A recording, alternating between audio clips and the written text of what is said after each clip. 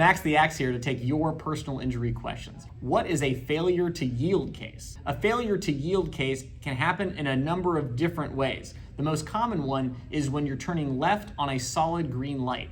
As you know, if you're turning left on a solid green, you have to yield to the oncoming traffic. And if you don't, you're the one at fault for the crash. Another failure to yield situation is if you're turning right at a red light. You have to let the cars that are coming from your left to your right pass before you jump out in front of them. And if you do jump out in front of them, you have failed to yield. Another example of failure to yield is when you're on the highway. If you're coming onto the highway, you have to yield to the traffic that's already on the highway. And if you don't yield and it causes a crash, you're the one who's at fault. If you're involved in a failure to yield crash and it wasn't your fault, call a personal injury attorney to talk about your case. At Lone Star Injury Attorneys, our phone lines are open 24/7 to take your call.